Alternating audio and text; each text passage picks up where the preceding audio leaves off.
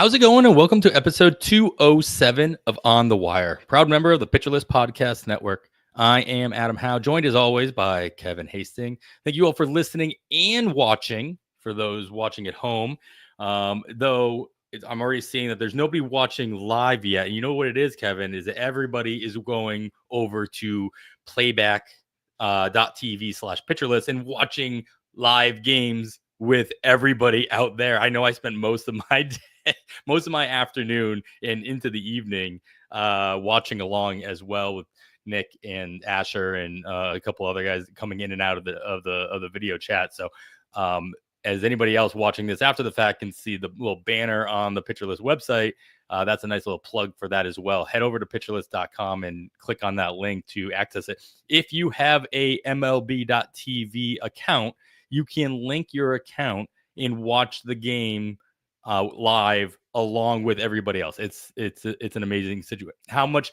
of your day was I'm not going to say wasted because it was not a waste, but how much of your day was filled with that today or yesterday, Kevin? It was yesterday for me, Adam.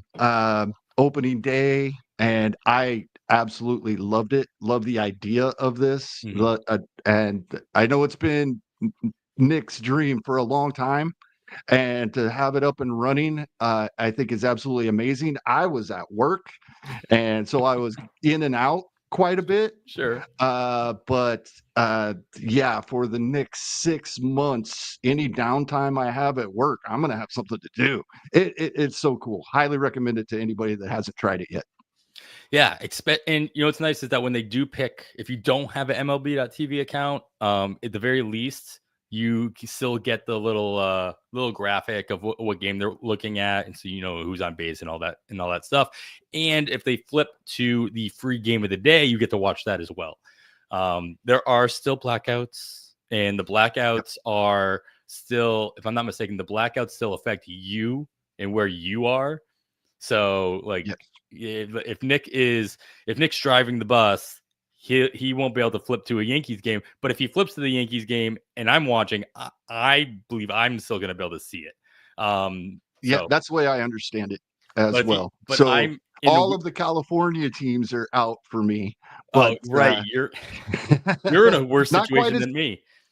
Not as bad as Iowa. I think Iowa misses one or two more teams than I miss, but I do miss all of the California teams. Yes, you get 5. I think Iowa has 5. I used to miss Seattle and Arizona as well, but those they've put back in over like 2 seasons ago. They didn't grandfather you in the Athletics since they went further north. You don't get the A's anymore. Still, well. My thing is, like, I know they're not playing there yet, but Las Vegas is technically their home, right? So why I should get them now? No, that's my their home is just ATH wherever that is. Yeah, I miss out on. The worst is like when you live in a major metropolitan area that doesn't have a baseball team and you're out. So like I live in Indianapolis. I lose both Chicago teams and Cincinnati. But I'm like, but I don't have a major league team of my own. I should get everybody no matter what. Iowa is even worse because they don't have, anything in Iowa, and they get 5 less teams as well, right? There are at least 5, maybe 4. But yeah, it's a terrible situation for everybody involved. Now add in the Apple TV games and the ESPN broadcasts, and you just get blacked out half of the day sometimes. But neither way, check it out. If you're going to turn on baseball anyway, just turn it on there. Why not? Yeah. Because it's nice because they'll keep the sound on the stream. So you still get the background of like the announcers. And hopefully they pick a game with decent announcers. But then you also get the commentary both vocally and textually in the chat from the Pitcher List community. So definitely check it out. It's a blast. But Kevin, opening day, as you've mentioned, amazing. Not so amazing that we had to wait, 2 teams had to wait an extra day, but here nor there, by the time you're listening to this, everybody will have played. But just so happy. So happy to be back. Yes. And worth the wait a day, I think, for Tampa fans. Oh, sure, yeah. With the walk off, with Pepio, as we talked right before you hit the record button, we were just looking at some of the box score of that game. 8 Ks, only 1 earned run, 6 innings, and he was one of the pitchers in draft season that I do have some shares of, but not as many as I wanted. For whatever reason, but I agreed with everybody that was talking about hyping up Pipio, and I Tampa fans have to be ecstatic today for their opening day walk-off home run from Meisner. Yeah, exactly. I had to look him up. Of course. Honestly, I had to look him up. No, the joke is, the player you'd never heard of course, he hit the walk-off home run in the minor league stadium. Yep. So yeah, welcome to George Steinbrenner Field, everybody. Yeah, that's great.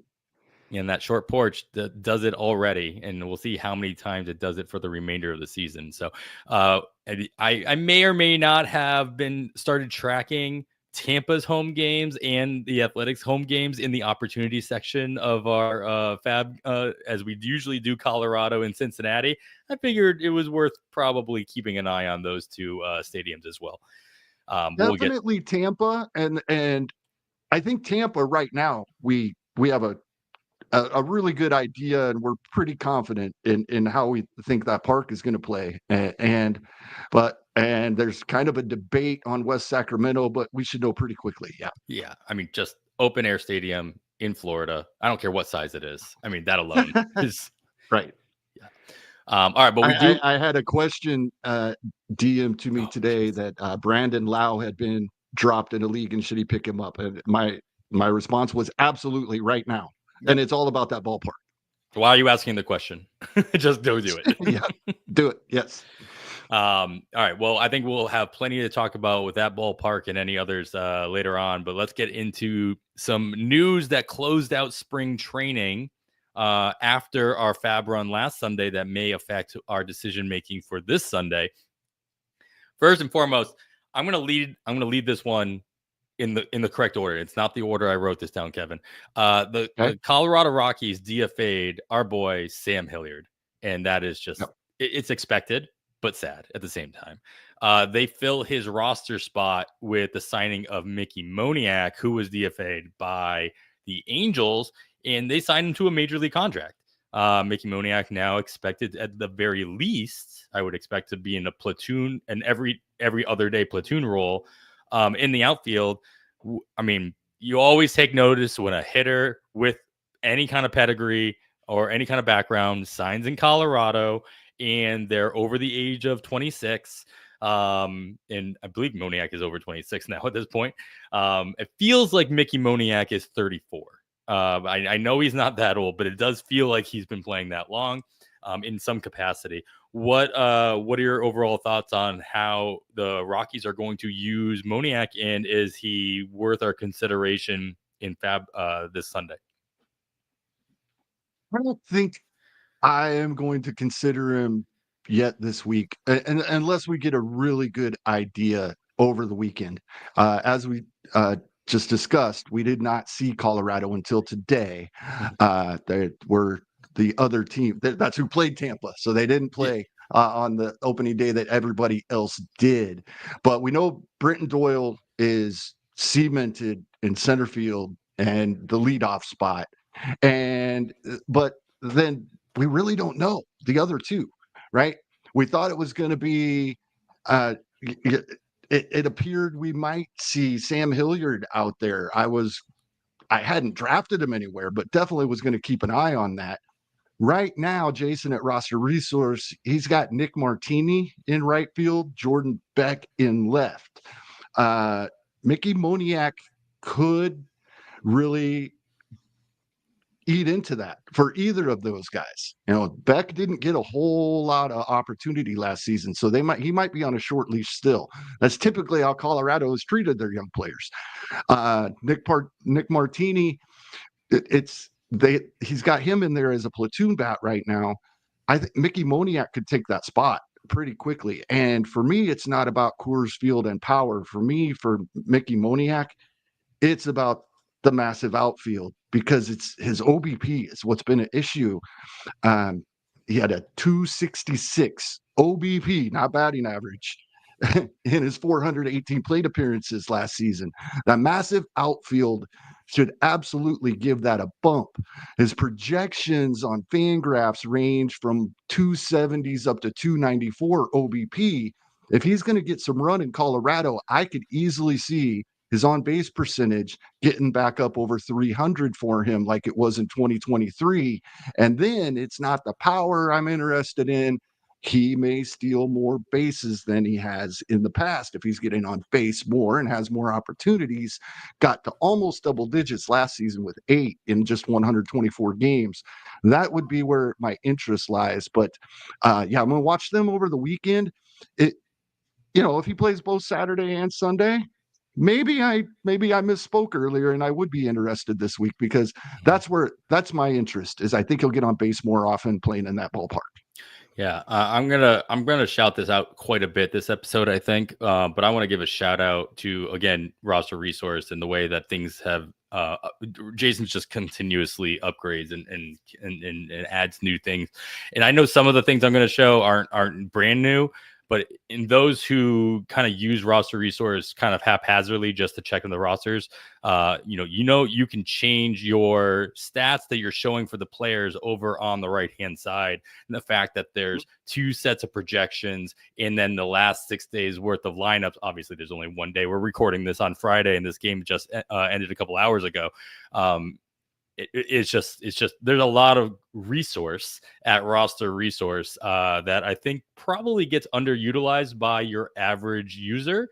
So definitely poke around and check out all the little things that Jason has built out over there in the team over at Fangraphs, because I know we reference it all the time, but we're referencing more than just the lineup and the projected lineup that he's got out there. So the big part of this for me, Mickey Moniak was my worry with Joe Adell's playing time. Mm-hmm. Oh. This gives Joe Adell a big boost. I think this means Joe Adell's going to be running out there every day, power and speed.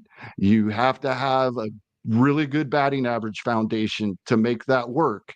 But Joe Adell, I think, is now an everyday player.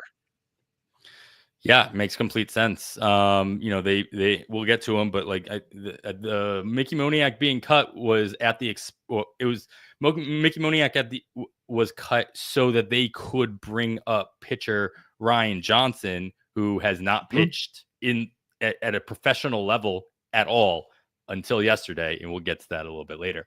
And by professional, I mean no minors. He only pitched in college, and the last guy to do that, as I'm sure everybody's aware by now, because it was all over everything, was Garrett Crochet, under very different circumstances. Because obviously that was during the pandemic, and there were all the rules about, being called up and not what have you. So, all right, great. We've got some relief pitchers to talk about. I gotta lead off with this one though, because it's just, man, I know he's one of your most rostered players, at least from your early drafting time. And I know I've got him in a couple places as well. And of course, it has to do with my Boston Red Sox. Liam Hendriks is starting the season on the IL with elbow inflammation.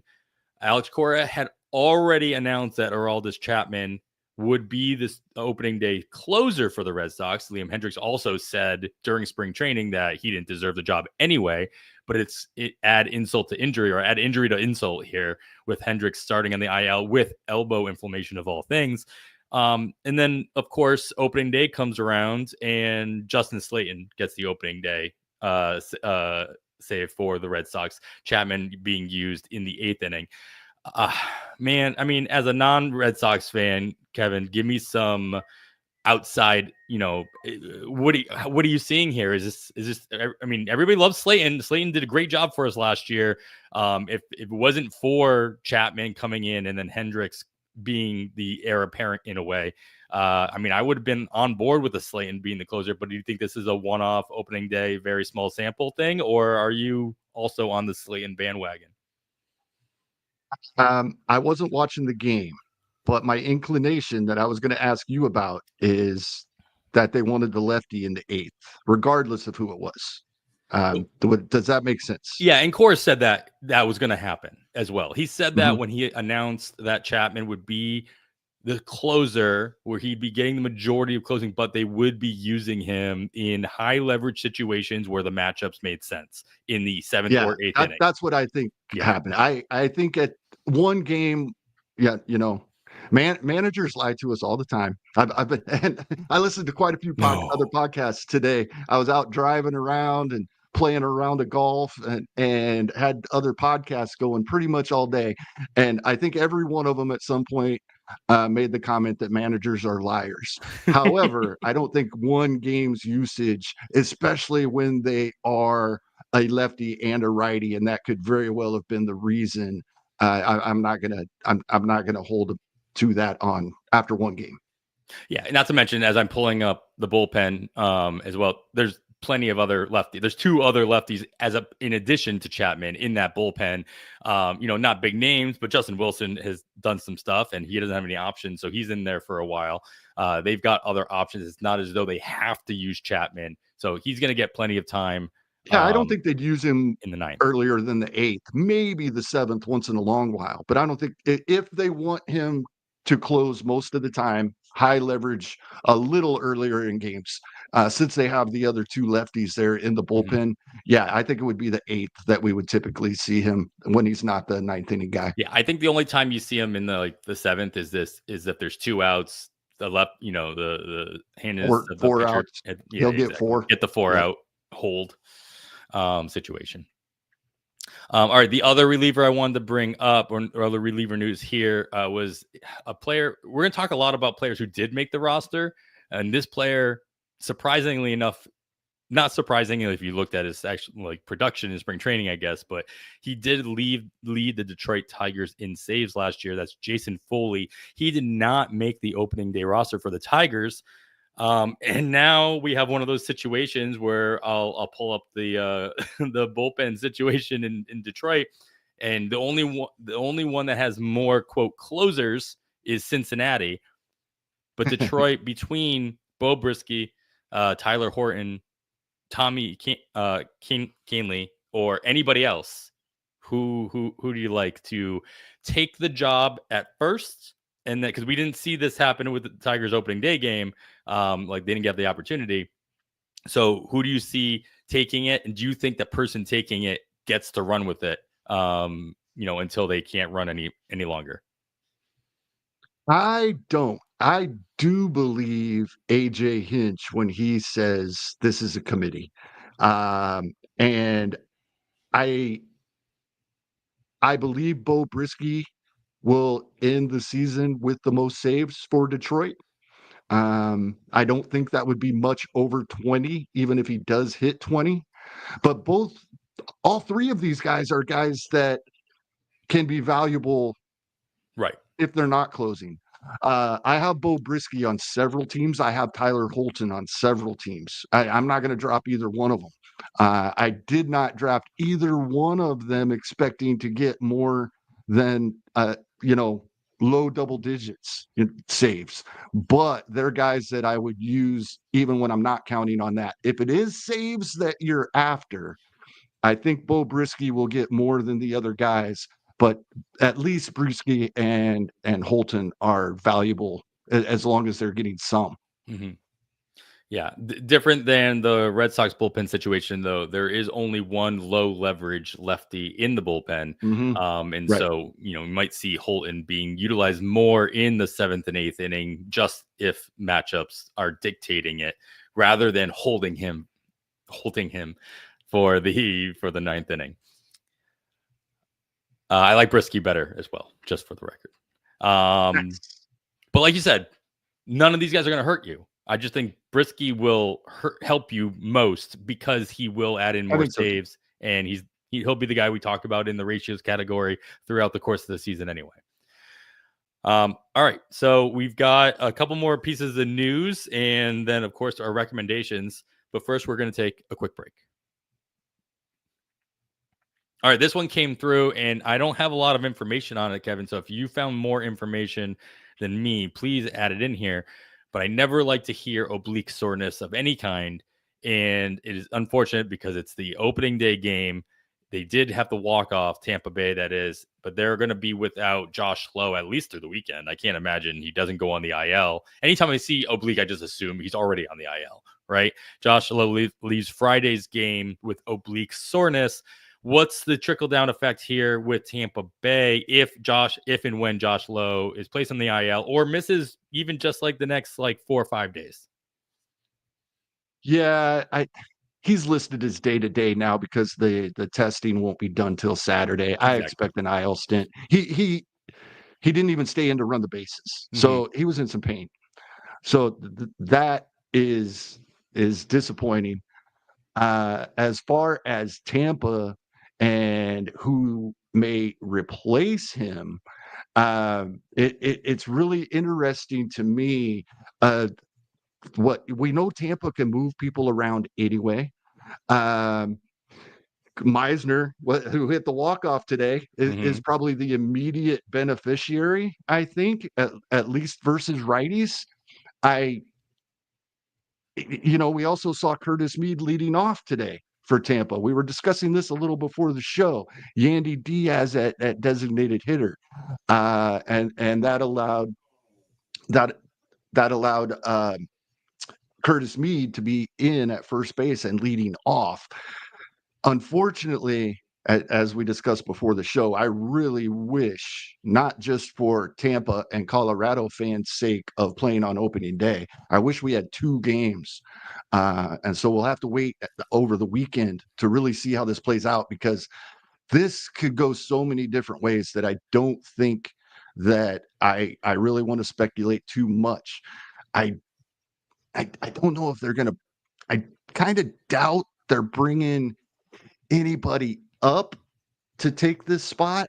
Now, roster resource, I don't recall Jose Caballero getting time in the outfield in the past, but he is listed as infield and outfield. I believe he got That reps would be during very spring intriguing to training. me. We love the Yeah. speed. We Yeah. love his speed, right? So if this is going to get Jose Caballero more playing time, then he is someone I would definitely be interested in rostering. I already do in Mm-hmm. a couple of leagues, but the playing time may or may not be there with Taylor Walls being healthy to start the season. So Jose Caballero is my hope, but I really don't have a feel for this, unfortunately. Yeah, I believe it was definitely being talked about during spring training that Caballero would be getting some reps in the outfield. I don't know how many he got during spring training, but I'm not surprised that they've already gone ahead. Jason's already gone ahead and just given him outfield eligibility here on the depth chart. At the very least, in the next game, it's got to be Meisner. He got the walk off. They gotta. Oh, So keep that. yeah. Take if he's in the lineup. Maybe he doesn't bat second like Josh Lowe does, but like maybe take it with a grain of salt. Maybe as more of a congratulations, you hit the walk off, and now you get to be in the starting lineup rather than okay, you're replacing Josh Lowe on a regular basis. Though he is a lefty, does play outfield. There's also things of that nature that makes sense just from a high level standpoint. He did get one start in the outfield for Seattle in 2023. Was that Meisner? No, Caballero. Oh, Caballero. So there you go. He's got experience then. Exactly. He's an experienced major league outfielder. There you go. All right. And the last piece of news here, another IL stint. This one's official. Nick Gonzalez, he got placed on the 10-day IL after fracturing his left ankle in their opener on opening day. No, I have not seen an exact timetable yet. So looking for some opinions from some foot specialists. But I'm can all but guarantee it'll be more than 10 days of the 10-day IL. The Pirates called up Emmanuel Valdez to fill his spot on the major league roster.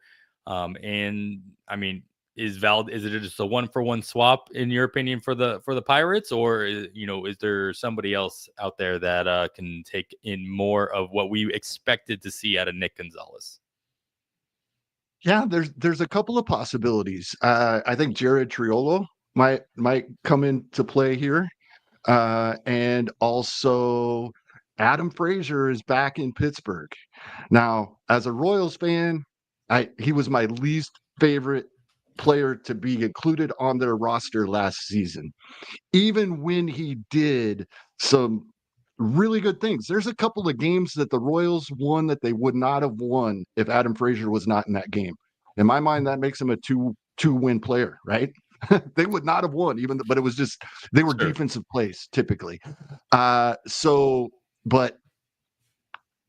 going back to Pittsburgh and being the veteran, I think he probably gets the run on the strong side of a platoon. And then we may see Triolo and Valdez in there. But Valdez is a lefty. I don't know how that will affect that. Is he just there for depth? They've got to get him some playing time and move people around. But I think we probably see Adam Frazier at least to start out more than the other guys. Yeah, that's probably safe. There we go. Uncle Ted already chiming in with the Cameron Meisner love after the walk-off. And of course, he's a left-handed bat.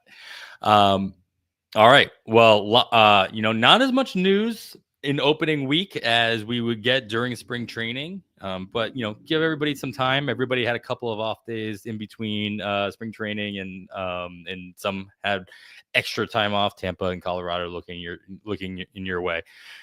But there's some interesting guys that we're going to move on to our feature topic here that kind of also is news related.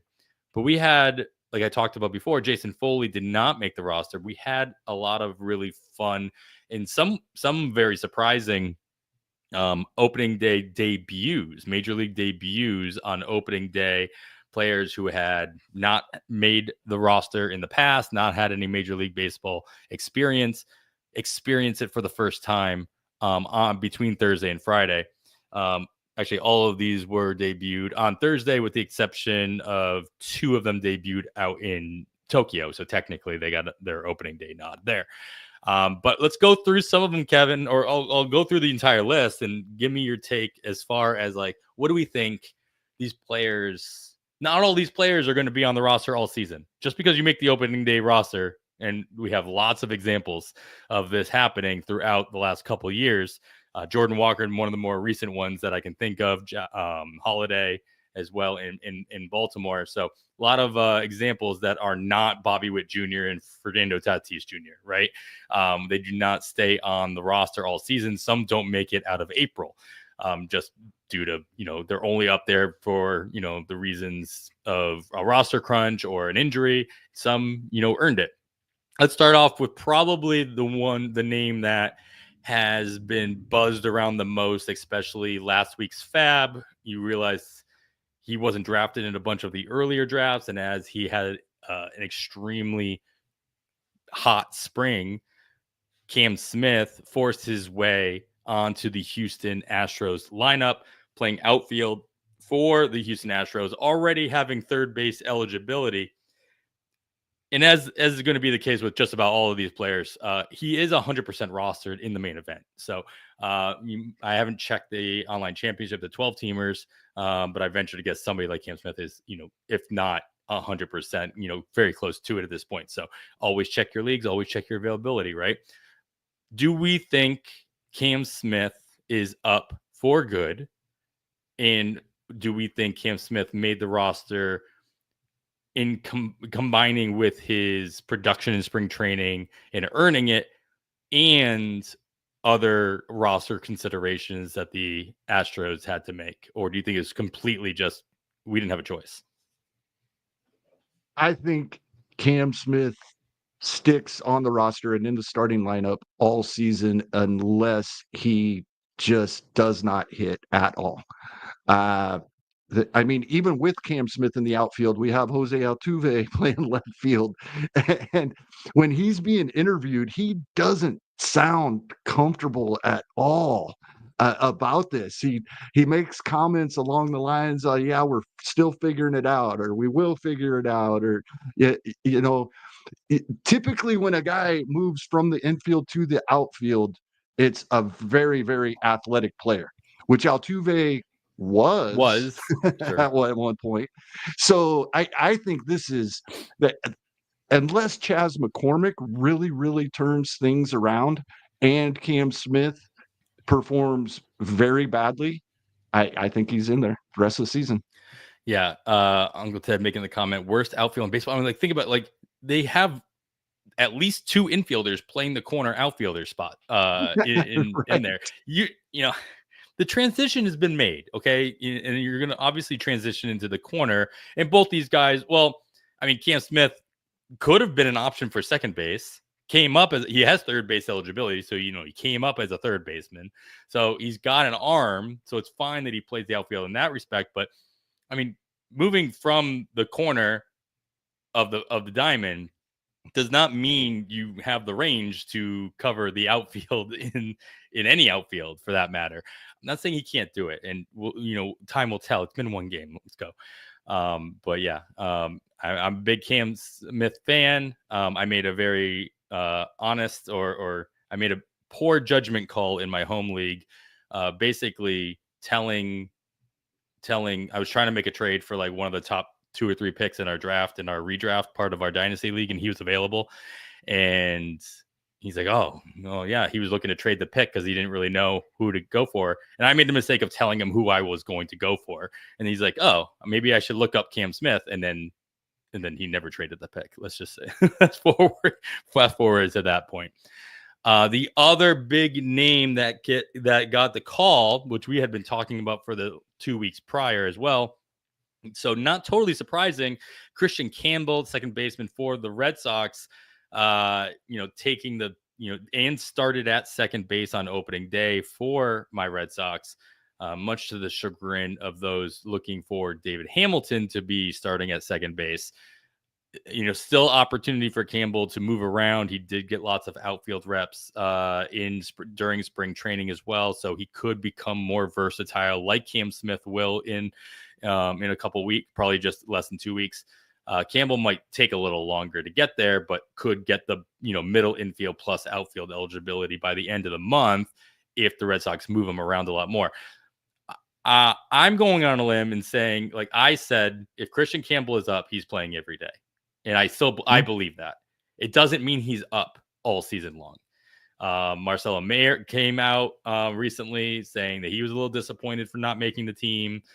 We talked about David Hamilton being, ready. They obviously still have, Vaughn Grissom, who got sent down just a couple days prior to spring training ending. So they have a lot of guys that can fill in at second base. Obviously, Campbell is the guy they want to fill in at second base, not only today, but for a while. So how much confidence do you have in Campbell filling that role for your fantasy teams? Or are you making sure you have some kind of backup? Very similar to Cam Smith. Because I agree with you. He's playing if he's up, and he's going to stay up if he's performing. 2 for 3 so far tonight. I didn't see how he did on opening night, but so far so good. And I think he wouldn't have been up for opening day if they didn't plan on him staying in that lineup. They would have played the service time game. So I think that is very telling as well. Yeah, I think with about half of these guys, and Uncle Ted brings up a point about the whole rookie of the year thing, the bonus pick, I think half these guys have a chance, right? I don't think the other half of the guys on this list are in consideration here. Roki Sasaki, who we'll get to later, I don't think he's eligible because he was an international pick, or not pick, but international draft signing. So he wasn't on, because the rules are you had to be on 2 out of 3 top prospect hundreds, and you had to make the open day roster, and you have to play X amount of games throughout the season. Christian Campbell, Cam Smith, I think they have the ability to make their teams happier. Though obviously only one of them, both being in the American League, could possibly do it. I think the one that stood out to me, we talked about him I briefly during the news section, was Ryan Johnson. And of course, Ryan Johnson comes out and everybody's like, who? Because he hadn't pitched. He hasn't pitched until opening day. He didn't pitch in the minors. He got drafted last year, second round pick. But as he's pitching through spring training, we're talking about it in the PL Discord. Nick points out that Ryan Johnson had the best PLV metrics of any pitcher on that day that they were pulling up. Very small sample, spring training, all that, but it's a good sign. He's going to start in the Angels bullpen, but he was a starter in college.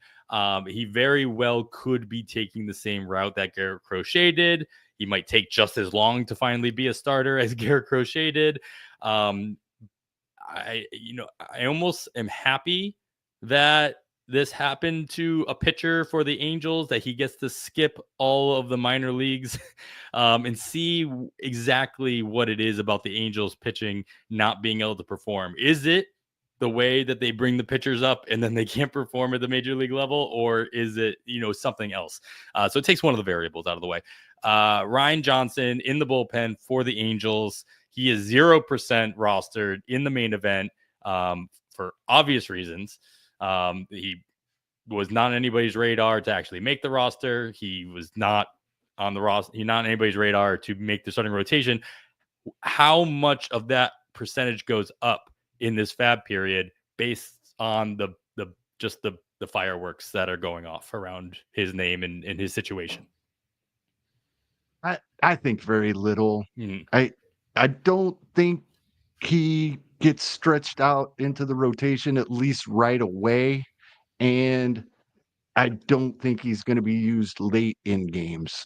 So, yesterday, opening day, Yep.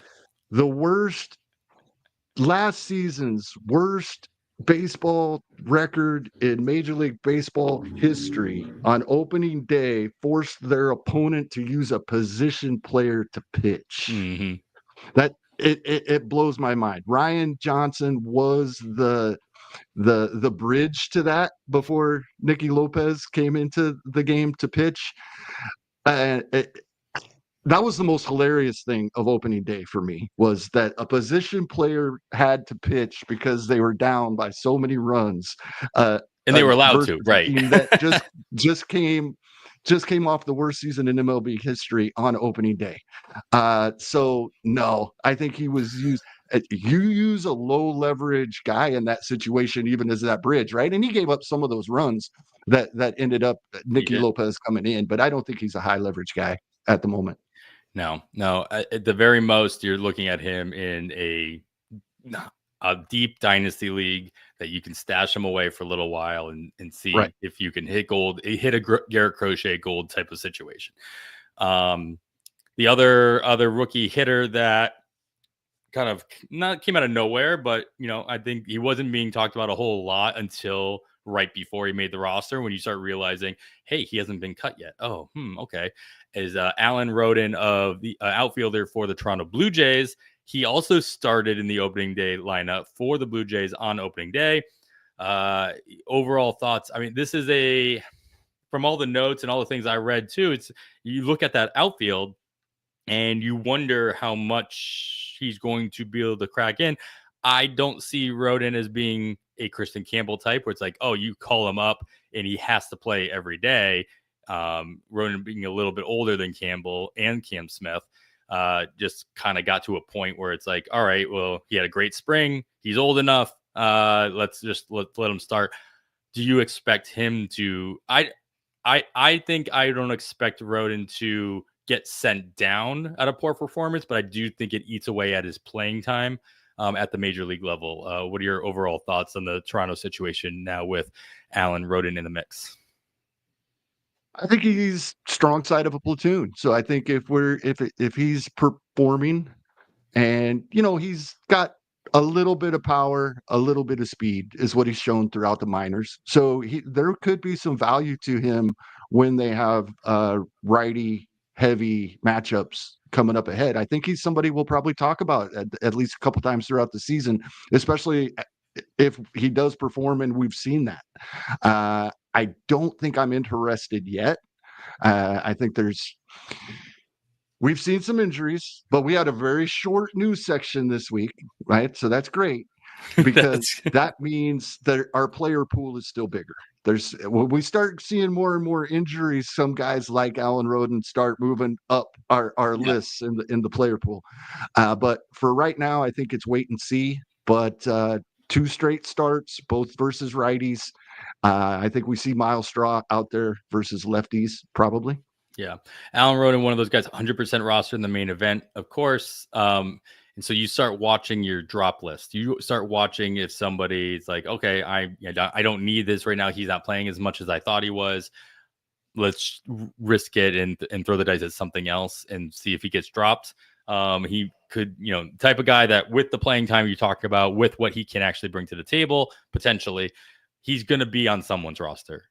If you're lucky enough that he needs to be on yours, if you're lucky enough that the one that has him now is able to drop him, then you can pounce on him the following week. All right, we got halfway through. There's 4 more names here on the list, so we're going to get to all of them right after this break. All right, so we had, we talk about all the time that there's a catcher situation where we've got a lot more options, right? Especially toward the top of the draft. You don't have to grab somebody who's super early because there's quite a few people that fit into your 500 plus at bat situation, or at least target. One of them that came up and made the opening day roster was for Atlanta, and that's Drake Baldwin, obviously helped by the Sean Murphy injury. And I believe I didn't actually look at their lineup, but he was in the opening day lineup, if I'm not mistaken, as well for Atlanta. Mm-hmm. And so is Drake Baldwin, is this a 50-50 split situation, or is this like Drake Baldwin is the catcher of the future, so maybe he just by default gets the everyday playing, or, as far as catchers go, everyday playing time? I think it's close to every day. I don't think he's going to be in the Adley Rutschman, Salvador Perez range of plate appearances, but I think he's, the 4 or 5 starts a week guy. He is back in the lineup on Friday as well. So 2 straight start the season. I think if it was going to be a 50-50, I think managers try, if it's unless they think it's drastically decreasing their chances of winning a game. I think most managers try to get guys in one of the first 2 games of the season. Typically, catcher's a position that's very easy for them to do that, and they didn't. So I think until we see Sean Murphy come back, Drake Baldwin's probably in there 70% of the games. Yeah, I mean, it's an interesting point Uncle Ted's putting in the chat here. It has nothing to do with Drake Baldwin's offensive, unless defense keeps players on the field, right? Catcher is a little bit different. You get a little bit more leeway, especially if your bat will carry you. But as we start talking about speed, we might be targeting Drake Baldwin as a catcher who can't throw out batters. That is a great point. Yeah, so the first thing I did for our speed category this week is go look for Miami Marlins that aren't rostered that run. They get Atlanta next week, and that was before seeing any of Friday's game. That was based on one day. Mm-hmm. I haven't seen Manny Machado steal second and third base in a long time. Exactly. If ever. that I was like, immediately, who's Atlanta playing next week? That's who I want for our speed category. I don't think I found anybody that was not already very highly rostered, even on Miami. But it's, yeah, absolutely. That's a great point by Uncle Ted. And that if it's too bad, that could cost him that playing time. Yeah. Two guys in a row that made their debuts in Tokyo that we probably don't have to spend a whole lot of time on is for the Cubs, Matt Shaw at third base. And I'm going to give a shout out. I did not know Matt Shaw was from Springfield, Massachusetts, which is the town over from where I grew up. And I was just in Springfield last weekend. So shout out to Matt Shaw and his Springfield background. And then Roki Sasaki, obviously starting pitcher for the Los Angeles Dodgers, made his MLB debut in the opening weekend, or what? I guess it was during the week. In either one of these guys, I mean, Matt Shaw, I think there was some question whether or not this was going to happen, but as soon as it became official, everybody was like, well, duh. He was definitely being drafted as if he was already on, the opening third baseman for the Cubs. But is this a position? Is this a job that Shaw can keep throughout the course of the year? I think so. It is intriguing. However, I know Nico Horner didn't make the trip overseas, but it is interesting to me that he's dropped from 5th all the way to 8th in the lineup. Both games in Japan, he hit 5th. Both games to start the season stateside, he's hit 8th. That's not a huge deal, but it is going to cost him some plate appearances. And does that mean they already are having some doubts? So that's something I'd keep an eye on. Gotcha. I mean, there's not really anything to say about Roki Sasaki at this point. I'm not worried about his opening start. Just keep rolling with him as you go. The last name on here that we don't need to spend too much time on here, because I know we're going to talk about him later on as well, is the Athletics version of Max Muncy. One of the guys that, it was interesting. There was actually a bug in NFBC. You actually could not pick him up last week in FAAB. He wasn't available because of the overlap in name with the other Max Muncy, obviously, of the Dodgers. So he is only 19% rostered in the main event. And I didn't even look, but I guarantee you it's lower in any 12-teamers. But question is, Kevin, is he somebody who we should even be targeting in 12-teamers going into the rest of the season? Shortstop eligible, should gain second base eligibility. He will be more of a utility player with Jack Wilson over at shortstop for the Athletics, pretty much playing every day there. What's your take on Muncy and his viability in both 15-teamers and 12-teamers? I am slightly interested. He was a big name in the prospect world a few years ago. Yep. And that kind of backed off. I think a lot of that was due to him not playing much last season. So he's back. He's healthy. Been in the lineup both games, hitting 8th. And as you referenced, we will talk about him here in a little bit. I'm interested in him for the speed. Also, I am still of the opinion that West Sacramento is going to be an offensive ballpark for major league hitters. He's now a major league hitter. So, he stole double-digit bases in 2022 and 2023 in the minors. At first glance, when you're looking, he only had 5 last year. Oakland stopped him running. No, he played less than half the amount of games that he had played the previous 2 seasons. So I think the speed, the batting average, he's projected to come down quite a bit from what he did in the minors. But he had good batting averages all through the minors. Well, at least the last 2 years. Great improvements. And they have him. The projections have him going back to what he did at A and high A in 2022 for batting average. So I think the projections might be a little light on batting average, and there might be some more stolen bases here than many people think we're going to see. So I am slightly interested. Not somebody I'm going to spend a lot of FAAB on, but there were some main event players that were upset he wasn't available last week. So there's some really smart players out there that are interested. So that's what makes me take an extra look, because I had no interest at all at first.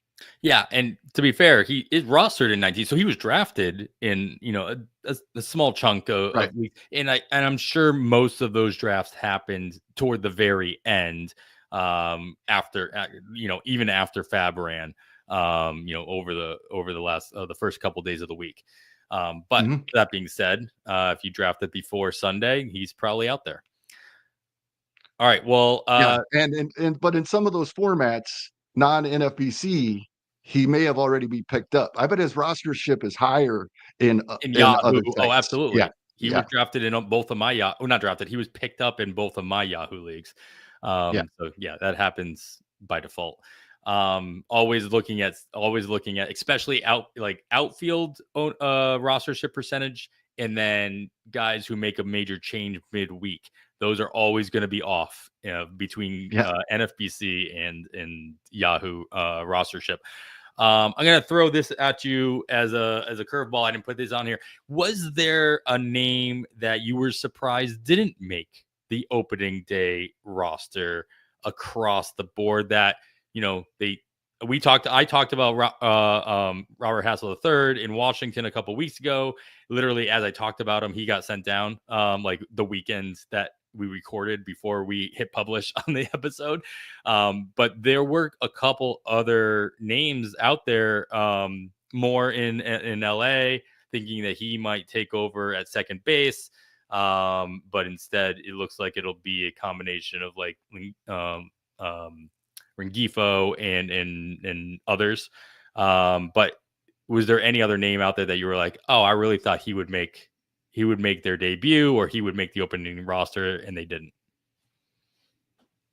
Hey, I wasn't surprised by the end of spring training, as you spoke, but at the beginning of spring training, when everything first started, I really thought Roman Anthony was the Red Sox that had the best chance to make the opening day roster. But by the end of spring training, we knew. In fact, it was over a week that he was sent to AAA camp, right? Almost 2 weeks before the end of spring training, maybe even. Because I think we had 2 episodes that you got to mention. Campbell's still there. Yeah, right? Campbell was the one that was still there. I think Anthony had been already been reassigned. So by the end of spring training, we knew. But earlier, I really thought Roman Anthony was the one that had the shot. Yeah, I mean, he was being drafted as such across the board. But all the comments were, of course, defense needs work, especially if he wants to stay in the outfield. And the Red Sox have enough DH only players at the moment, as Rafael Devers hits the golden sombrero from the DH spot in today's game as well. So between him and Yoshida and then other players that could be in the mix for DH spots, they won't, because Devers will be there every single day. Alex Cora already mentioned that. And so they don't need non-defensive minded players taking up any more room. So, and from all intents and purposes, it was a legitimate concern. It wasn't just one of those, oh, Chris Bryant needs to work on his defense or any of that baloney. Yeah, another good point by Uncle Ted. We weren't sure about whether Abreu's status coming into the season as well, but since he's ready to go, that had a lot to do with Roman Anthony as well. Yeah, and of course, all the rumors that Abreu would not be not only ready but performing at any high level was squashed pretty quickly. Yeah, exactly. In opening day. Right. Because we all know that one single performance on one single day at the beginning of the year will determine your entire future. So it can at least buy you a couple weeks. Oh, yeah, exactly. No doubt. All right. Well, we've got that. There were a couple other names that I didn't think were worth mentioning. 2 or 3 other names that did make their debuts on opening day, but not names I think you'll be considering at any point. I don't think actually one of them didn't actually even play yet, but he did make the roster. So we still have waiting on a debut out of one player. So keep an eye on that on your own. And there's a whole bunch of other news that we did not talk about, as I like to say every single week. Make sure you are getting all the extra news by checking out the First Pitch podcast on a regular basis, wherever you're listening to podcasts, definitely where you're ever listening to this podcast as well. Between Jake Crumpler and Trevor Huth, they will break down all the news and notes and highlights and everything you need to know from the day prior while looking ahead at tomorrow or the next day's games and starters and things to watch to help you make your decisions to win your fantasy leagues, especially in your daily leagues, to make sure that you are on top of it and not having to scroll through all the little notepads next to every player as well. Of course, for all things starting pitching, for Plus Pitch podcast every single day, Nick Pollock has you covered, breaking down all the starts from the previous day, talking about your streamers for that day and the next day after that as well. And he just announced on the Plus Pitch podcast today that he's actually going to be making his streamers for the day after available for PL Pro members. So one extra perk, one extra bump you have to go ahead and grab PL Pro. I believe that they're still running a use the code podcast and you get a little bit of a discount. I don't know what the discount is, but I know that there is a discount. So if you have been dragging your feet and you're not sure, a lot of extra perks, a lot of extra things that you can play around with, all the charts that we show on this show, and then a whole bunch of other ones available to PL Pro members. You get it for a whole year. So you'll be good for your drafts next year as well, because you'll still be a member as of today. All right, with that being said and everything else, Kevin, we've got some recommendations to make.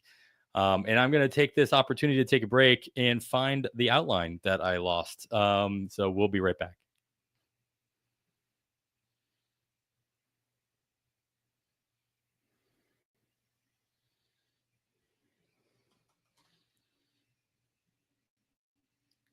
Thanks for bearing with us. The people watching at home, give me a second. I have too I'm many going to bring tabs up open. something actually, because we had a good question up ahead earlier from Frank that really wasn't pertinent to what we were talking about at the moment, but it's a good question. Frank says he was sniped on Hunter Goodman and ended up with Elias Diaz as his C2 in a 15-team league. In a 15-team league, I'm okay with that.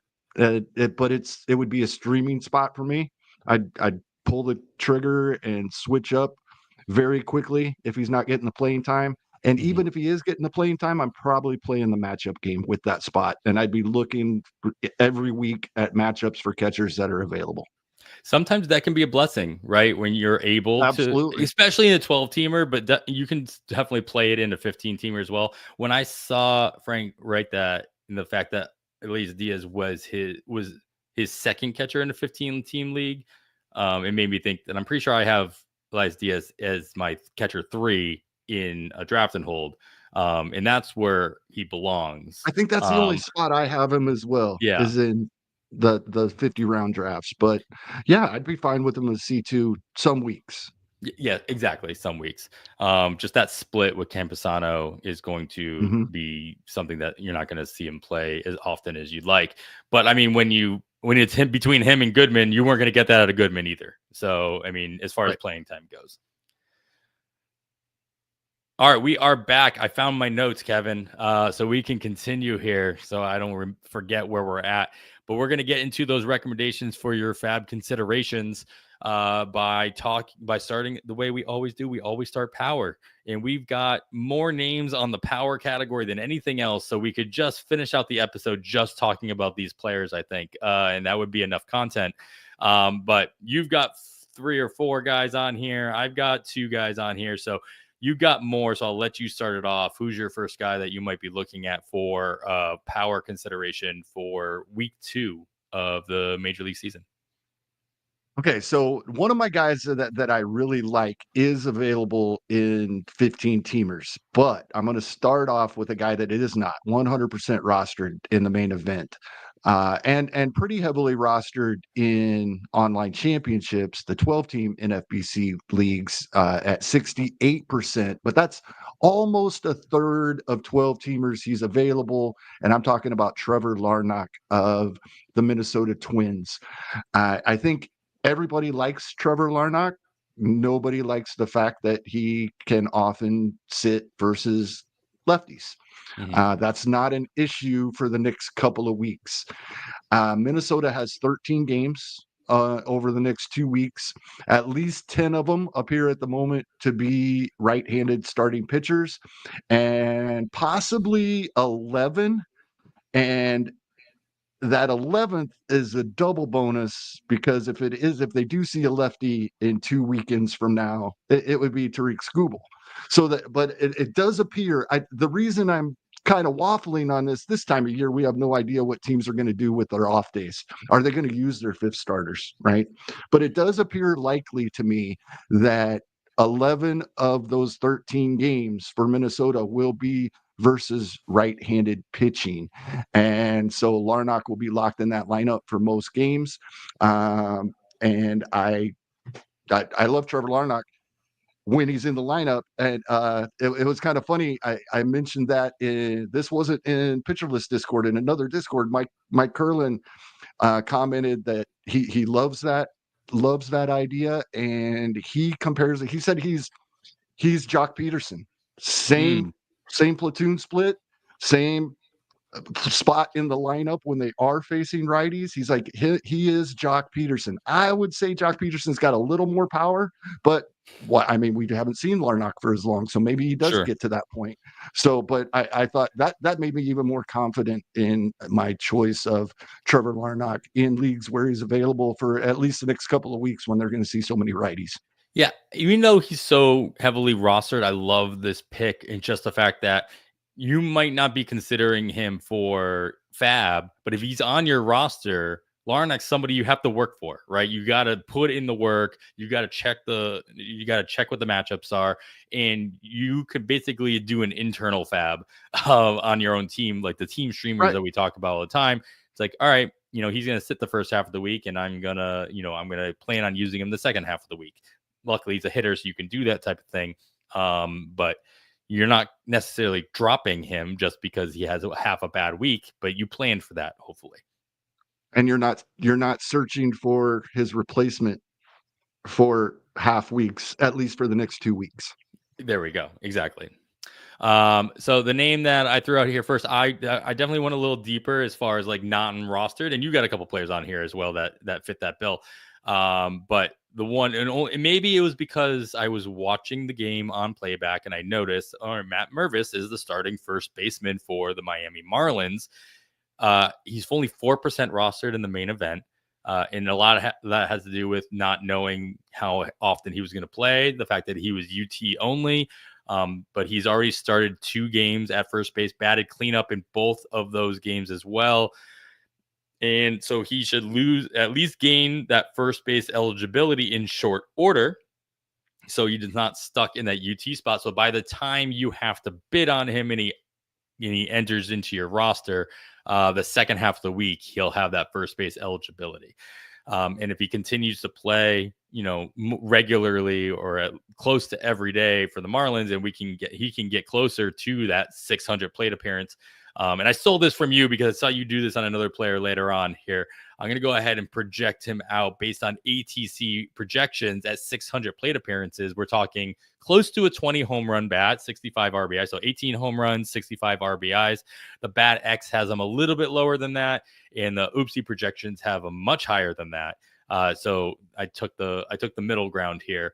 And went with ATC. So definitely we knew Matt Mervis could add some power as he was coming up, and we were getting excited for him in the past. With the playing time, he's not going to help you with your batting average, but we're not talking about batting average here. I almost put him in opportunity just because he has an opportunity I think he was going to have. But usually opportunity also is not going to completely drain your batting average. So I put him up here in the power category. Yeah, I love it, especially Miami set to face 5 righties out of 6 games this week. There you go. All right, Kevin, who you got? Who's your second guy on here? Who's a little bit less rostered than Larnach? Yeah, this is the guy for deeper leagues, Hunter Renfroe.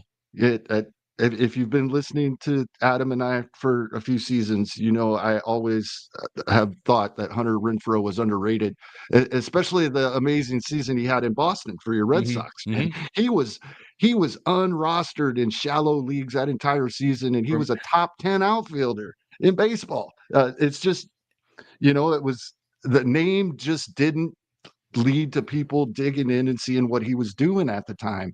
Now, he played through multiple injuries and missed time due to those injuries in 2024, and then started the spring 3 for 16. But in the middle of that, when he was being interviewed and he wasn't hitting in spring, he said he didn't care.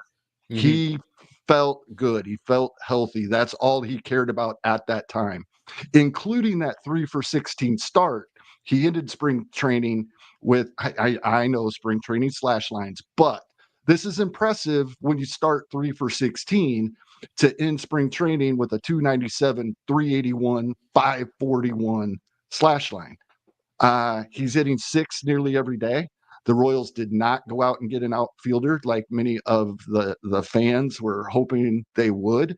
He is the right fielder if he performs better than he did last season. Royals have a 6-game week this week, like most teams, but then they have back-to-back 7-game weeks coming up. So we're going to get a lot of plate appearances out of Hunter Renfroe as well. Nice. Next one on my list here is also platoon situation.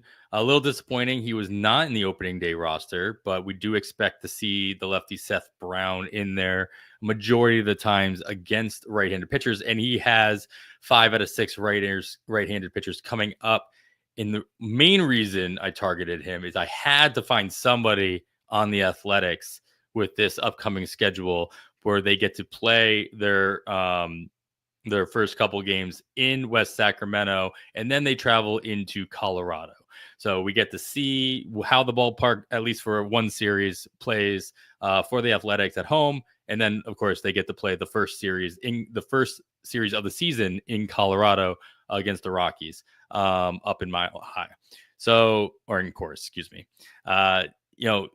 He did sit opening day against a right-handed pitcher, but I don't expect that to be a regular thing. And it doesn't hurt. He already has the first base outfield eligibility, dual eligibility situation going for him as well. So Seth Brown, always known as, power first with enough playing time in the right matchups. He is somebody that can be definitely considered in short spurts. So he's got nice matchups. Yeah. Absolutely. And what I like about this call, it was intriguing that versus a righty, like you said, on opening day, he wasn't in there, but then he was on Friday versus a righty again. So watch this over the weekend, because I think it's an easy pivot. If Seth Brown isn't getting the playing time you expect, that means Miguel Andujar is, and he's a similar player. Yeah, there you go. All right, Kevin, you got one more name on here. How are you going to close this out in the power category? I actually have a couple, but these guys are both highly rostered in 15s. One being Spencer Torkelson after his amazing spring, and then he kept it going on opening day. Big home run for Detroit, available in over a third of online championships. So shallower than 15s, he's out there in many leagues. And if we see what we saw in 2023, especially the second half of 2023, which is what we have seen all spring and to start this season, that's a steal, because he would be what, 5th, 6th round draft pick if not for 2024. I forget where he was being drafted last year, but I feel like that's about where it was. If you're getting him in FAAB, that's a steal. And similarly, Kyle Manzardo. What was most impressive about Kyle Manzardo on opening day, but he's much less rostered in 12s, 97% rostered in the main event. So check in your deeper leagues, like you like to always say, but he's available in 65% of the 12s. And the best thing about, I didn't expect to see him in the lineup on opening day versus a lefty, let alone have the game he had versus those lefties. Now, this could be just he was feeling good and had a great game. But the fact that they gave him the opportunity to perform like he did, he single-handedly beat the Royals on opening day. Yeah. Had a double, a triple, a home run, and a walk. 4 of their 7 RBIs, I believe. So he was already very popular in 15s. If he's going to play versus lefties, then he will be 100% rostered in 12s within 2 weeks, maybe even this week. Yeah, cool. All right, plenty of power options, and get them while you can, because they do become a little bit more difficult as the season goes on. Now, moving on to the speed category, we've already talked about them quite a bit, but Any other sweet nothings that you can talk about Max Muncy of the Athletics? Obviously, Max, it's always fun to see Max Muncy of the Dodgers randomly steal a base and not, blow out his knee or something. But of course, we're talking about the Athletics, the shortstop, probably soon to be second base eligible, Max Muncy. Anything else to add based in addition to what we talked about earlier?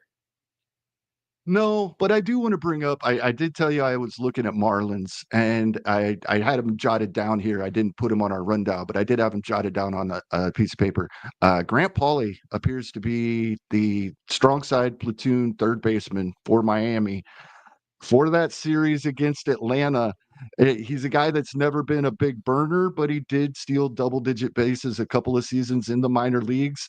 And like Uncle Ted brought up earlier, and we had a good laugh about that, everybody is running on Drake Baldwin, of Atlanta.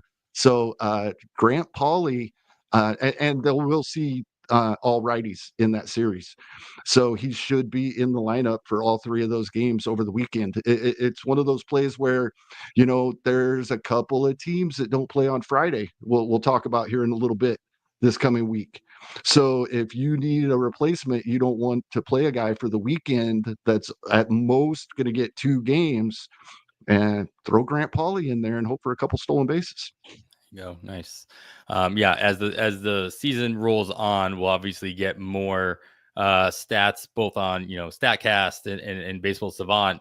Have some great catcher stats now in real time. Not just worried about sprint speed and the runners themselves, but obviously the matchups and who they're running against. Both the pitcher and the catcher play a big role in that. So I didn't know where to find that information for a minor leaguer, but I'm glad that everybody, you and Uncle Ted, at least saw the same thing I did, and that we don't need to see minor league stats to know people are going to run on him. Yeah, sure. All right. Well, minor league stats and stolen bases is also pretty, weighted in one direction. There's a lot of catchers who get run on in the minors, and runners are usually more aggressive across the board in the minors as well. So take that with whatever size grain of salt you need to.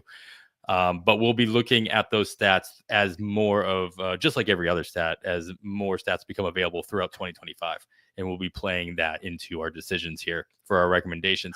Let's move into I'd like to add one thing. Yep. I'd like to add, sorry, Adam, but I would like to add one thing. We talk often about streaming stolen base guys, and we're not too worried about them getting the start. Early in the season, unless I am 100% confident that my power counting stats, home runs and RBIs are going to be good, I'm not doing that yet. I need to have a cushion in those categories before I'm putting a guy in my lineup that I expect a 0 in home runs and RBIs from. Yeah, absolutely. That's a good call out, especially early on in the season. All right, let's move into the opportunity guys that we think either have some good matchups coming up and or are getting the playing time we did not expect and won't completely crater your batting average. Some notes on the schedule for next week, though, worth considering is that there are only 2 teams that have 7-game work week. That's Cincinnati and Milwaukee. Everybody else has 6, so nobody has the short 5-day week. Minnesota and Houston have a weird Friday off, so you've got the 3 days to start and then only 3 games in the second half of the week for your hitters. And then there are some teams that just for your daily league that this might make a difference, have a Tuesday off day, which is also just the worst. Colorado, Baltimore, Boston, and Philadelphia play on Monday, but not on Tuesday. And I didn't check Colorado and Philadelphia, but it's really weird just because both Baltimore I'm guessing the home opener is Monday. So in case there's a rain out, they want Tuesday left open. That's typically why we see these weird days early in the year. Fair. Okay. All right. Fine. Yeah, because they're both traveling. You're right. They're both away right now, and they're traveling into Baltimore. All right, fine. That doesn't you don't have to like it, Adam. I know that's the reason. It makes more sense now, though, so that's fine. some of the ballpark factors that can come into play, and I'll narrow this down. We won't talk about all of these teams throughout the course of the season, but something you might want to consider looking at. Colorado is away for the beginning of the week, and they're home against the Athletics for the first home series in Colorado of the year. Cincinnati is home against Texas, but then they're away for 4 games in Milwaukee. And then the new minor league teams or minor league stadiums that are playing, Athletics play their first home series in West Sacramento against the Cubs. And then they go to Colorado. And then Tampa Bay is home once again against Pittsburgh. And they have a very rare away series for at least for the first month of the season away in Texas. So they are splitting their week. But they do play a whole lot of games in Tampa Bay or in Tampa to start the whole season. And then on the opposite side, because it is, the anti-cores, the Seattle Mariners are home against Detroit. So keep that in mind, both for Detroit hitters and streaming pitchers. Seattle's definitely playing up for pitchers historically, especially with that batter's eye and what have you. But then they will be away in San Francisco, which is not a bad place to pitch either. So a lot of things to consider there. And with all of that in mind, why don't you lead us off with the first guy that looks like they might have a good opportunity ahead of themselves going into next week? Like in power, I do have a guy more available in deeper leagues, but I am going to start with Miguel Vargas. Leading off for the Chicago White Sox, had a great spring. Specifically, a couple of things that we do take stock of in spring training: 13.5 walk rate and a 9.6% K rate. So he walked more than he struck out during spring training. That got him this opportunity. And let's see if he runs with it. A leadoff hitter on a bad team can still be very valuable, and he's still a young guy that could turn things around here pretty quickly. Mm-hmm. Well, speaking of leadoff hitters, that leads me to my questionable, but just interesting pick here. Frank asked about this earlier, and I knew you had this, so we didn't bring it up then too. But he asked about this guy. Yeah, Curtis Mead was last seen leading off for Tampa Bay today, and he is 25% rostered in the main event, so readily available there. And he is facing, as a righty, he gets to face all right-handed pitchers next week, but he did lead off against the lefty for the opener here. But it'll be interesting here where if he gets more than average playing time over the course of the next week and can perform against handedness, it would be really difficult for people to stay away from him completely next weekend. And so this is, for me, kind of a wait and see. Let's grab him. Let's put him on my bench. If he gets the playing time, great. I save some money. If he doesn't get the playing time, I didn't spend a whole lot, hopefully. And we'll see, we'll see how he goes throughout the course of the season. So I like it as like a wait and see, depending on what kind of platoon role if he's getting more than a platoon role is what I'm saying. And the fact that he was leading off against the lefty at least gives me a little bit more confidence that they might, more of a chance against righties throughout the course of the week and thus throughout the course of the season as well. Yeah, and this is one of those moves that you might not be able to make the move later in the season, but hopefully you don't have a lot of injured players on your bench yet. So this is if it doesn't work out, it's a 1 or 2 week stash is all. Yeah, exactly. Yeah. You're gonna know right away, as Nick would always say. You got at least one more name on here, Kevin. What do you say about your last opportunity here? Yeah, it was intriguing that he was not in the lineup on Thursday, but he was Friday. I think Leody Taveras, with Evan Carter being sent down, is the near everyday center fielder for the Texas Rangers. Some might remember early in the offseason, I was comparing Jason Dominguez's projected stat line Two, I was like, Leody Taveras can do that, because if you prorate his bad axe projections to 600 plate appearances, which is what we would expect if he's an everyday center fielder, you get his okay, but it does hurt you a little bit, 242 batting average, but 17 home runs, 59 RBI, 77 runs scored, 24 stolen bases. Close to a 2020 guy. He did hit 4 spring training home runs. I'm not putting a lot of stock in that, but it really reinforces the fact that maybe this is a 2020 guy if he's playing every day for Texas. Yeah, he's only 20% rostered in mains, 3% in 12s. Yeah, Leo Tavares is always somebody I have my eye on like an every other week basis, and it really just always came down to the playing time. And once he got it, he was just a fun player to roster. All right, we've got all of our hitting categories out of the way. We've got 3 more pitching categories or groupings to talk about. But first, we are going to take another quick break. All right, welcome back. Of course, you're still listening to On the Wire. We went through our recommendations in the hitting categories. Now let's fly through some pitching categories. Pitching so both more difficult and easier in the beginning weeks of the season as we start trying to see exactly what teams are going to do. A couple teams have already announced that they go with like a 4-man rotation to start the season because they can, and the schedule works out that way. The White Sox mentioned they were going to start the season off that way, for example, and it allows for us to ask even more questions and try to figure out who's going to get thrown in there. So, Kevin, you've got some names on here. I'm going to let you rattle them off as you tend to do. In the wins and strikeouts, of course, we're going volume here to start. Usually, starting pitchers who have 2 starts, who have really hopefully profitable matchup ahead of them, even if it's a single start. What are the names that you have on your radar for next week? All right, first 2 guys are 100% rostered in 15s, but 50% or less in 12s. So, and I think these guys are viable in 12s over the next couple of weeks for one guy and at least this coming week for the other.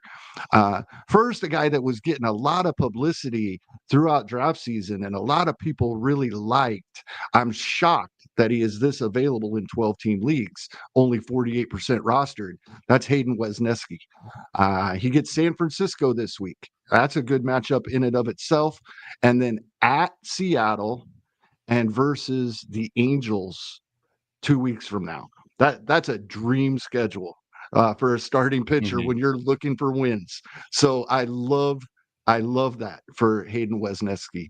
The other one that is highly rostered in 15s but available in half of 12s is Cade Povich. He does have a 2-step this week. Couple of what can be tough matchups, but not always. And I really like what we saw from Cade Povich late in the season last year. He kind of struggled when we first saw him, but then he came around towards the end of the year, was performing well. Cade Povich gets Boston and at Kansas City this week. I would throw him out there in those matchups, and he's a guy that could stick. If he performs well against both of those lineups, he's staying on my roster for a while. So, and then the guy that's available everywhere, I think I talked about him last week a little bit because I expected him to be pitching on Sunday, but the Chicago White Sox moved Davis Martin ahead of him in the rotation, is going to pitch on Sunday. So Martin Perez has a 2-step coming up this week. I know this one can blow up in your face. Typically, this is a move I wouldn't make until later in the season, but in 15s, already there's not much out there. Yeah. So Martin Perez being a lefty, getting Minnesota at home in Chicago on Monday, and then a much nicer pitcher's park, although improved lineup that some of us like, but I'm not running away from at Detroit. So Martin Perez, I think, is viable if you think you are going to be light on starting pitching for the first couple of months of the season, and you think you need to get everything you can now, I'd go ahead and throw Martin Perez out there. Typically, it's a move I wouldn't make till later in the year. Sure. Only because, of course, Uncle Ted brought him up, but he was on my mind as well. Kevin, I'm going to pick your brain on. You asked me the question earlier in the spring training of whether or not we saw Ben Brown as a starter and whether or not that was an option. He did win the 5th starter job, whether it was out of his own performance or just completely injury, like out of necessity. But I mean, are we targeting Ben Brown to get the start next week with his matchups as the 5th starter for the Cubs? And how long term do you expect that to be? I'm a little bitter about Ben Brown because I dropped him last week in a couple of leagues before the news came out. Yep. I think Monday, I think the next day. Absolutely. I drafted him, so I'm interested. So yeah, that's a great point. He is 83% rostered in mains. I could check real quick on 12s because yeah, I absolutely like Ben Brown. That's a good name. Yeah, 83% in the main event, and then 23 in 12s. Only 23% in 12s. Yeah, that's a good one. I am certain the only reason that skipped my mind and he wasn't on our outline is because I'm bitter that I dropped him last week in 2 spots. So he should be lined up, I think, for a Tuesday start. That would be at the Athletics.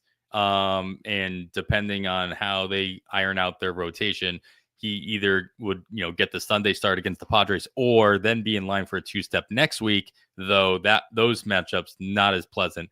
He gets to host Texas and then travel to the Dodgers. So the matchups don't look lovely for Ben Brown, but the fact that he's there, he very easily could grab him now. I think that's going to change based on name alone from 83% to close to 100% after this FAAB period. So you might not be able to get him the following week. So if it is the name that you're interested in, he's probably going to need to be somebody you grab this week. Absolutely.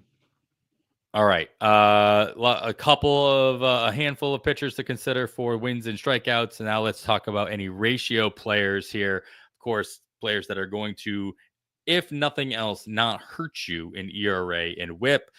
Typically, of course, Kevin, we talk about relievers in this realm. And so the reliever that I've been eyeballing in a couple of spots, especially in my daily leagues where I have a little bit more control, is Joel Pamps of Milwaukee. And a lot of it had to do with the fact that we were actually wondering if Miguel was going to be okay, he was going to be healthy enough, or he was, obviously he's fine. He's still their closer, though he did not pitch the other day where pretty much everybody else in the Milwaukee bullpen did.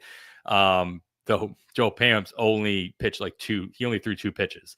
And so that's just a name that I will constantly be kind of highlighting, circling, or whatever, putting on my watch list based on how many pitches he throws over the weekend.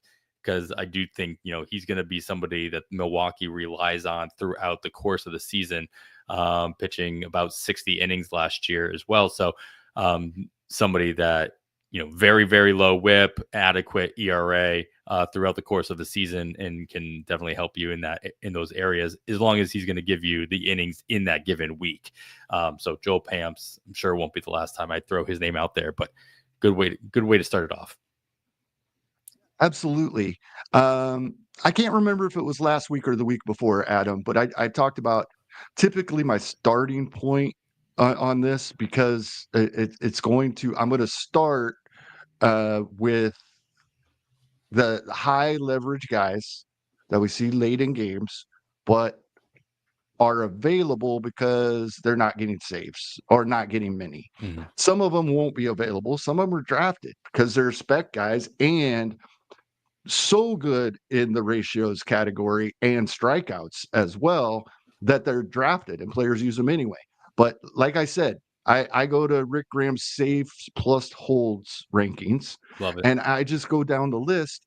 And if I do that right now, it's Griffin Jacks, AJ Puck, um, Cade Smith. Some of these guys were drafted, but not everywhere. But the lower you go, Ryan Kirkerine, Edwin Uceta, right? Jason Adam in San Diego. I don't think anybody expected for Adam to get many saves. So he's available in a lot of spots, Luke Weaver, and go down the list. I said I was going to try. I am going to post on Blue Sky on Sundays after the games who was used over the weekend in order to order our lists when we do this. The most desirable guys for me were guys that weren't used Saturday or Sunday, and then definitely guys that weren't used Sunday would be the second tier. And I'm going to put that out after Sunday's games, before our Sunday night FAAB runs on Sundays. I'll post that on Blue Sky each week. And but I'm starting my list with Rick Graham's rankings is where I'm going. Of course, I watch a lot of games. I see guys out there. Mhm. Remember a couple of years ago when we were talking this category, I had seen Yainer Cano for the first time. And I was like, oh, this is our ad. He was 0% rostered at the time, but I just saw this beast on the mound, and it worked out. So you can see some of these guys when you're watching games too. It won't be strictly, but my starting point is Rick's list on pitcherlist.com. Yeah, love it. Have that list pulled up right now for those watching at home. You have a little preview there of his pitchers 12 through 28, starting with I think you're muted, Adam. Oh, I am not muted, but my mic is not working. All right, let's try now.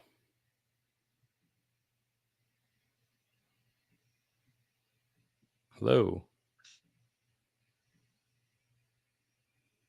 Try now. All right, Kevin. Everything on my end shows that I'm talking. That was my headphones. Okay, good. That was my fault. It's all good. Apologies to those listening live. That was completely me. But as I was saying, the list having 12 through 28, starting with Cade Smith, ending in Trevor McGill. So you can see, obviously, this is a hold plus saves list, which is great for this category, right? Exactly. Well, let's get into the. You know what? No, I'm going to add one more name in there. Somebody I picked up in my daily league, and I'll be looking. I did draft him in a couple places as well. I actually don't know his rostership. But Mark Church of Texas is somebody that I just a big time of a young prospect pitcher was named by Bochy as being a closer of the future type. He wasn't mentioned in the most recent quote he made at the end of spring training, where it ended up being like what Luke Jackson, Garcia, and Chris Martin. Not particular in that order, and he's saying that looks about right. But he did say that Church was going to be somebody that will probably be in consideration for saves sooner rather than later. And so grabbing him now as somebody who probably will continue to help you in the other categories, and then maybe back yourself into some saves later on and save you some FAAB. So I guarantee I'll bring his name up in the future as well.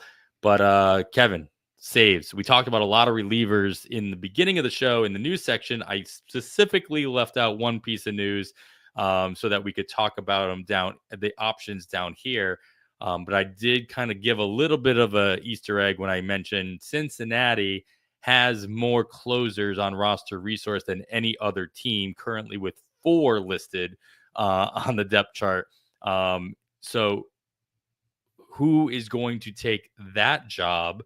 And of course, it was already kind of talked about in the news as well, with Frank Kona kind of coming out and saying who he thought, but he might not be able to use it. I thought that was an interesting way of putting it. So who do you like in Cincinnati? Yeah, just because he's not, any of these guys really but the news you're referring to is Tony Santillan, and he did get a hold on Thursday, and but like you said, we're not sure here. So any of these guys, Emilio Pagan, Taylor Rogers, right? Tony Santillan, Scott Barlow, is getting a lot of looks for some people. If you were not able to acquire saves in your draft, Graham Ashcraft, I'd give any of these guys a chance because they could fit into the previous category we just talked about as well. And so once it's one of these guys and they're off and running and they're used for 2 save opportunities in a row, the price skyrockets. Oh, sure. So I'd give any of these guys a chance. Santillan is the guy that I put down here for Cincinnati. And then a lot of people on opening day thought the Bruce Bochy quote from the end of spring training that this is pretty close to what we'll use in the season, but it's Right. not how it worked out on opening day. And people were really upset. Yeah. But Luke Jackson did get the save versus your Red Sox on Friday. Mm-hmm. So he was saved for the ninth. Mark Church, who you just brought up, was used in the 7th inning, but they did not. This is interesting, though. This is still interesting because he might not be using guys on back-to-back days yet because neither Chris Martin or Robert Garcia pitched on Friday. So it's still up in the air, but it's definitely those 3 guys, and they all 3 might get double-digit saves if the Rangers have a good season. Sure. I'd go with any 3, but Luke Jackson is the guy that Bruce Bochy was talking very highly of at the end of spring training and still has quite a bit of availability. And to your point, the fact that Luke Jackson got the loss in game 1, and he's the only one that did go back to back, and then give him the opportunity once again in game 2 to get that save, and he did convert, is a good sign. Right. This happened while we were recording, or I was considering deleting him from the outline. Well, love there it you now, go. Though. Glad you got the love it now. That back-to-back day is when he didn't use the other guys on back-to-back days. I love it. Awesome. So cool. Got a couple. There's early in the season, a lot of changes will be made. We'll always have somebody that we can throw into this category. Second half of the season, trade deadline aside, a little bit more difficult. So you got to make your moves now, especially if you didn't draft a couple of those high end closers, or if you drafted Jason Foley, and then you just don't have a choice. Cool. So last, and it's my favorite category because I always like to see what kind of name you throw out here, is the wild card section here, Kevin.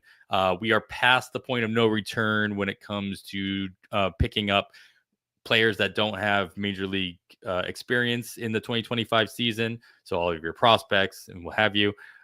So who is out there who would be available that would be considered a wild card? Okay, first, this is intriguing, and I should just come up with a random name and look him up and see if he's available in the pool, because I don't think this is correct, but the banner on NFBC is still there. Reminder, the entire player database is available to be picked up for this weekend's FAAB. I think that's a mistake, and it wasn't removed after last Sunday. Sure. Or after the game started on Thursday. But I want to double check that. Yeah. But I have a couple of guys. Hae-Sung Kim, I should say. The one in Tampa. Right. 29% rostered in mains, 10% in 12s. Now, late May is when Tampa is telling us they expect him back. That's a little long for a stash, but at this point in the season, there's not a lot of guys I'm stashing yet. And earlier in the season, maybe you can hold a guy that long. I probably wouldn't pick him up quite yet, but I within, once you get 3 or 4 weeks away, you definitely don't wait a week or 2 before he comes back. That's my point. But Hae-Sung Kim is lower rostered due to the injury and him starting later in the season. And a pitcher along the same lines that I think would be in the starting rotation right now, if not dealing with an injury, but has begun or will begin throwing. I believe the Phillies said that Andrew Painter will be throwing in a couple of weeks, and they said that on March 24th. 2 weeks from then is a week into April, about 6 weeks to build up. We're in mid to late May once again. But Philadelphia, with the injuries they've had, other injuries they've had, they told us that we would see Andrew Painter in the second half, but they're only another injury or two away from, as soon as Andrew Painter is ready to go, that they need him. Mm-hmm. Yeah, that banner is still up, but I am also convinced that it just hasn't been taken down yet. By the I way, think, because that's not the rules.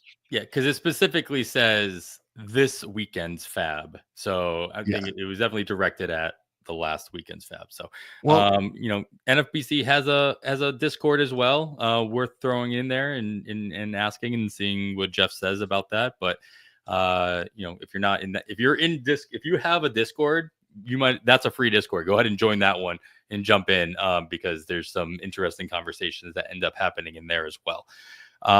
Cool. you keep stalling for me because there's an easy way to find out.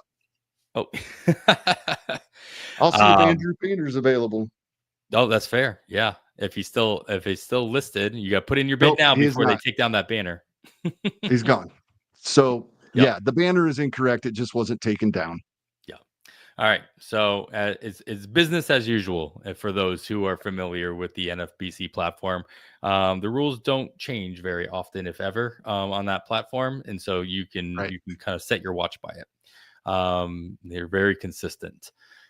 So yeah, with all that, Kevin, got our full, our second FAAB period, first completely post all other drafts are completed. What else are you going into this FAAB period thinking about? Well, we've talked about this a lot, especially about the overseas games. We talked about it a lot leading up to last week's FAAB, with there being a couple of teams that didn't play on opening day. A quote from our good friend Lucas Beery: Tovar was started in 72% of online championships on Thursday, despite not having a game on the schedule. There will always be edges to have in this game. That was his quote. It's 100% correct. It's what we've been talking about, but that just drives it home. If 72% of people are putting them in a lineup for a one-day scoring period where they know it's impossible for him to get a plate appearance, if you're putting in the work, there are edges. Yeah, just all, like you said, all the little things add up to a big thing. And it might seem like, oh, it's one day. But if literally 72%, 70, that adds up real fast. That's 72% of leagues. Whoever rosters Tovar just took a zero. Steve Weimer is salivating if he saw that quote, 72%. He's like, I am in the 28% every single week on every player of that, right? Unless you didn't draft any hitters possible on your bench, or you had a lot of Tampa and Colorado players. Like, there are outs, but but not 72%. Not 72% out. Yeah. Fair enough. All right. Well, with all of that in mind and everything else, that is going to wrap it up for episode 207 of On the Wire. On behalf of Kevin Hastings, I am Adam Howe. Thanks for listening. We bid you goodbye.